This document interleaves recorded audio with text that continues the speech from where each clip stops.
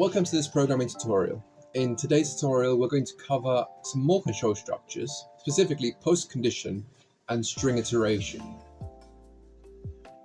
Postcondition iteration is the opposite of precondition iteration. What we do here with post iteration is we check a condition at the end of a loop, and then we repeat if that condition is true. Now this might look something like this. Let's say we've got Eton equals 0, and we're going to repeat not enough, Eton plus equals 1, until Eton is less than or greater than 10. Now you'll notice the red line here. This is because Python doesn't recognize this as code. So what we're doing here, we're repeating these two lines of code, i.e. printing out not enough and then Eton plus equals 1 until Eton is greater than 10. Notice this gets checked at the end of the repetition. So let's look at how we can simulate this in Python. Let's create a variable called enough that equals false, using our boolean there. We'll have Eton equals 0. I will say here while enough is equal to false, we're going to print not enough. We're going to do Eton plus equals 1, and then if Eton is greater than 10, enough equals true, and that will stop the loop. Now this isn't exactly a postcondition iteration because technically speaking we are still checking it up here, but we can modify this so that it stops the loop over in this line on line 15. Rather than saying enough equals true, and rather than using this boolean, we can change this to a while true. This will now cause this code to repeat forever. And instead of having enough equals true here, what we can do is use a command called break. This is now a good simulation of this code up here, because what we're doing is we're printing this and adding 1 to Eton, and at the end of our repetition, if Eton is greater than 10, we break the loop. This break command will stop this loop from running, no matter what the condition is. It's a special command that you can use in Python. If I remove this and we run our program, you can see we get a finite amount of not enough print statements. Now let's look at another type of iteration. This one is called string iteration. What happens if you have a string? Let's say we've got a string like a word, or actually rather than a word, let's do a phrase. Phrase equals computer science, and we want to build a program that correctly puts or correctly changes all of the spaces so that instead of spaces they're underscores, therefore being a better file name to be saved with. Remember, computers aren't a very big fan of spaces. Let's use string iteration to do this. What we're going to do is we're going to iterate through that phrase, and to do it it's really simple. We're going to use a count control iteration for this. You might remember count control iteration as for loops. Let's see how we can do this. We'll do for. Now I have to create a variable name. Let's go through with letter as a variable name.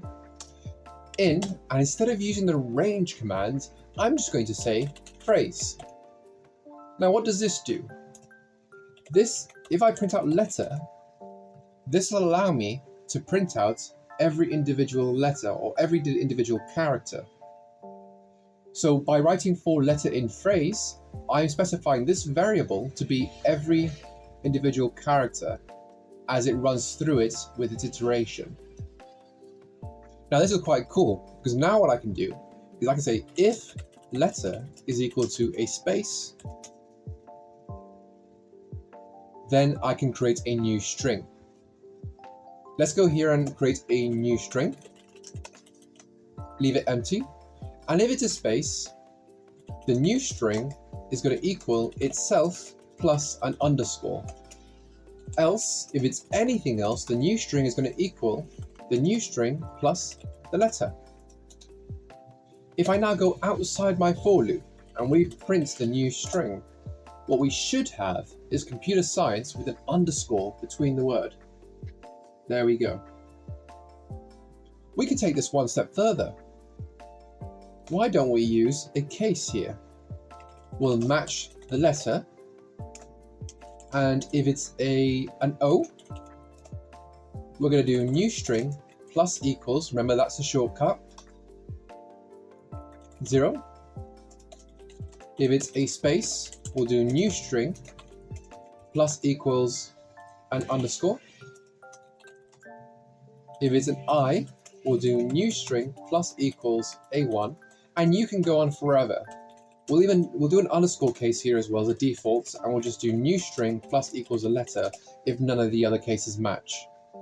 If I run this program, I get a syntax error. Let's look at how we can solve this. It says syntax error on line 1. This might be an issue with my terminal. I'm just going to go hit the delete button and hit delete and run this program again. There we go. It was just an issue with my terminal. All the O's have been replaced with zeros, all the spaces have been replaced with underscores, and all the I's have been replaced with 1s. Let's also replace all the E's with 3s. There we go. So you can see how we might be able to generate a random password this way, or a more secure password this way, if you wanted to do that as an example. All we're doing is having an empty string here, and we're adding to that empty string based on the letter. If it's O, space, I, or E, we change it to a different character. If it's anything else, we just add the letter to the new string.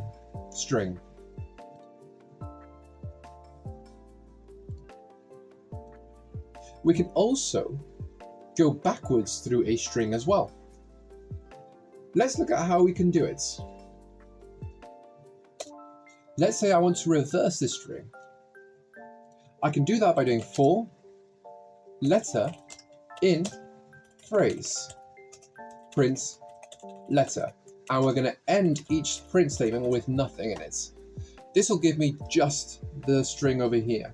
If I want that in reverse, I can actually specify using a Python command called reversed.